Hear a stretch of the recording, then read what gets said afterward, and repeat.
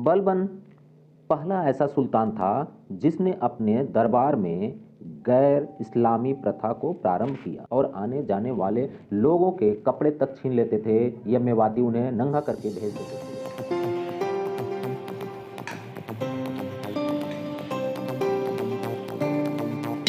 नमस्कार दोस्तों, आप सभी लोगों का सक्सेस 95 में स्वागत है। इससे पहले वीडियो में हम लोग बलबन का चैप्टर स्टार्ट करें।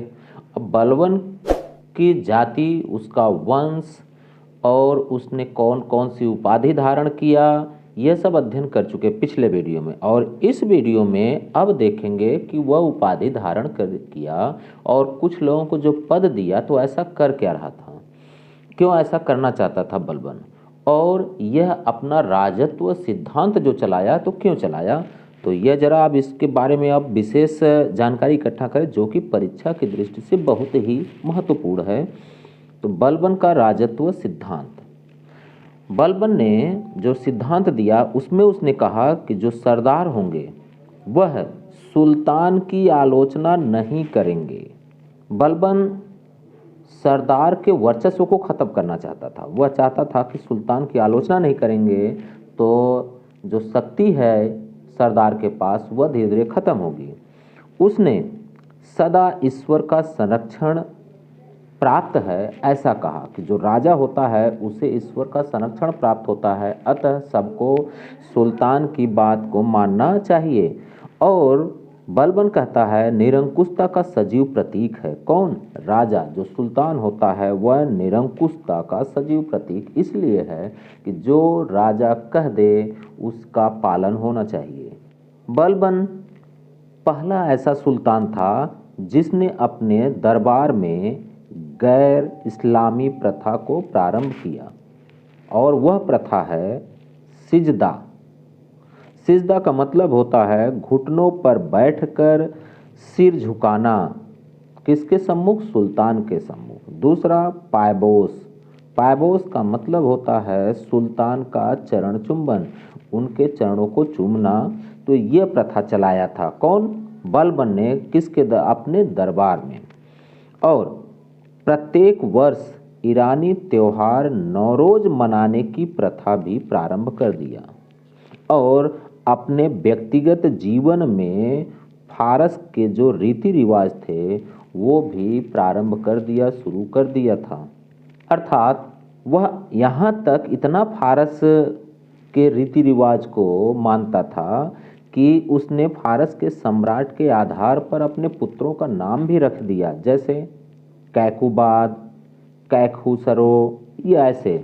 और इसने अपने वर्चस्व को बचाने के लिए धीरे धीरे सरदारों को समाप्त करना शुरू कर दिया। और कौन से सरदारों को?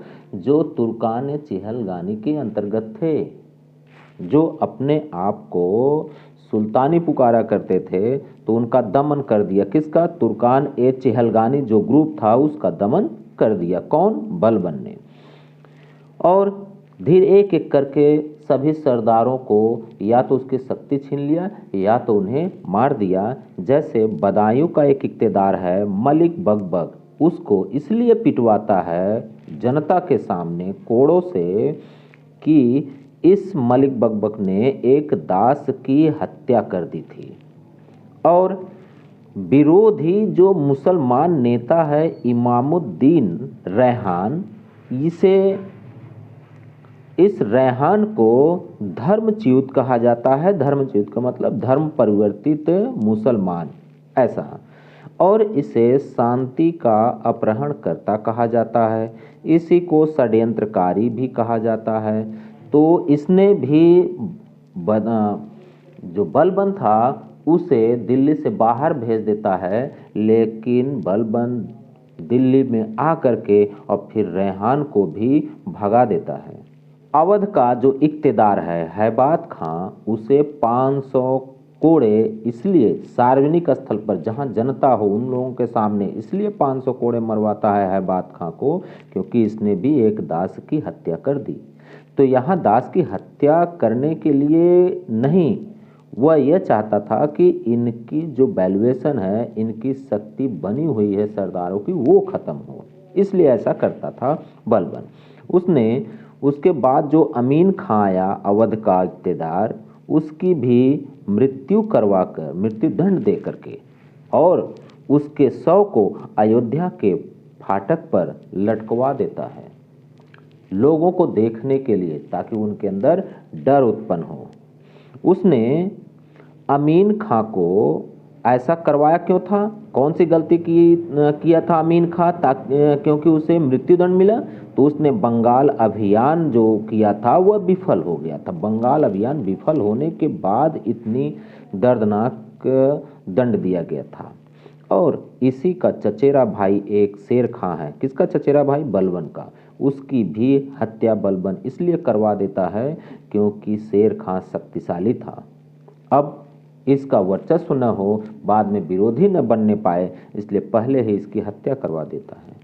इसने मेवातियों का भी दमन बहुत बुरी तरह करता है। क्यों करता है? क्योंकि ये दिल्ली के आसपास के जो जंगल थे वहाँ पे ये डाकू थे और आने जाने वाले लोगों के कपड़े तक छीन लेते थे। ये मेवाती उन्हें नंगा करके भेज देते थे और उनके सभी सामानों को लूट लिया करते थे ये मेवाती, इसलिए दमन किया था।